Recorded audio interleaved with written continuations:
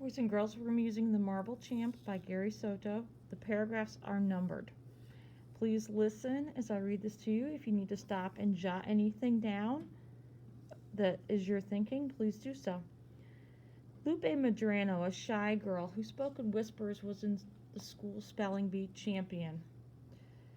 Winner of the reading contest at the public library 3 summers in a row, blue ribbon awardee in the science fair, the top student in her piano recital, and the playground grand champion in chess.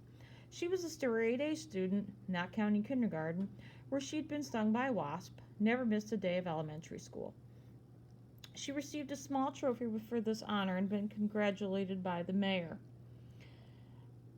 But though Loopy had a razor sharp mind, she could not make her body, no matter how much she tried, run as fast as the other girls.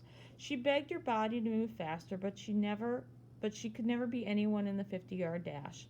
The truth was that Loopy was no good in sports. She could not catch a pop-up or figure out what direction to kick the soccer ball. One time she kicked the ball at her own goal and scored a point for the other team. She was no good at baseball or basketball either, and even had a hard time making a hula hoop stay on her hips. It wasn't until last year, when she was 11 years old, that she learned to ride a bike, and even then she had to use training wheels. She could walk in the swimming pool, but she couldn't swim, and chanced roller skating only when her father held her hand. "I'll never be good at sports," she fumed one rainy day as she lay in her bed gazing at the shelf her father had made to hold her awards. "I wish I could win something. Anything. Even marbles." At the word marbles, she sat up. "That's it. Maybe I'd be good at playing marbles."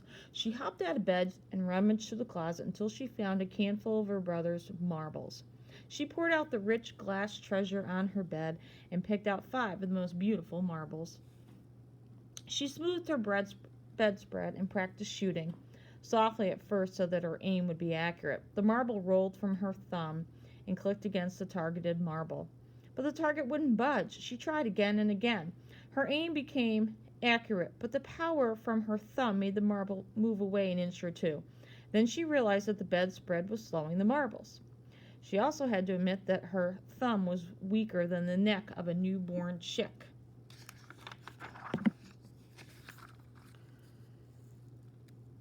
She looked out the window. The rain was letting up, but the ground was too muddy to play. She sat cross-legged on the bed, rolling her 5 marbles between her palms. Yes, she thought, I could play marbles, and marbles is a sport.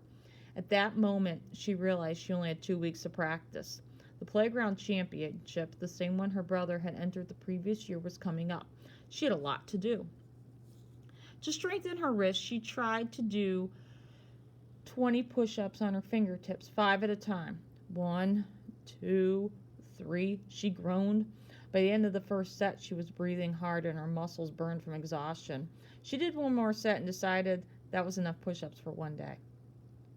She squeezed a rubber eraser 100 times, hoping it would strengthen her thumb. That seemed to work, because the next day her thumb was sore. She could hardly hold a marble in her hand, let alone send it flying with power. So Lupe rested that day and listened to her brother, who gave her tips on how to shoot. Get low, aim with one eye, and place one knuckle on the ground.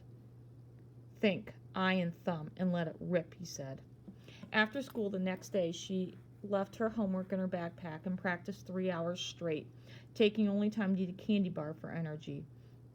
With a popsicle stick, she drew an odd-shaped circle and tossed in 4 marbles. She used her shooter, a milky agate with hypnotic swirls, to blast them. Her thumb had become stronger. After practice, she squeezed the eraser for an hour.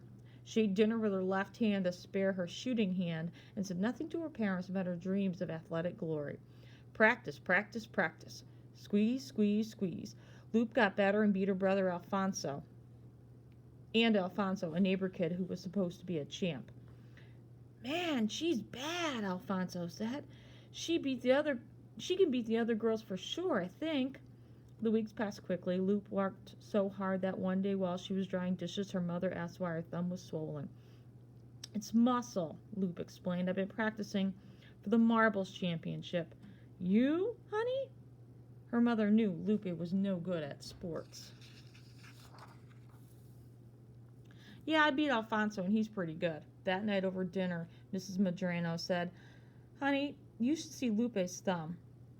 Huh? Mr. Madrano said, wiping his mouth and looking at his daughter. Show your father. Do I have to? An embarrassed Lupe asked. Go on, show your father.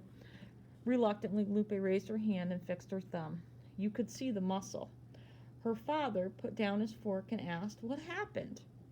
Dad had been working out. I've been squeezing an eraser.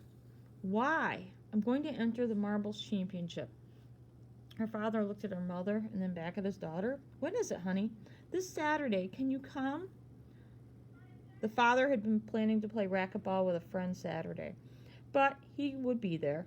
He knew his daughter thought she was no good at sports, and he wanted to encourage her. He even rigged some lights in the backyard so she could practice after dark. He squatted with one knee on the ground, entranced by the sight of his daughter easily beating her brother.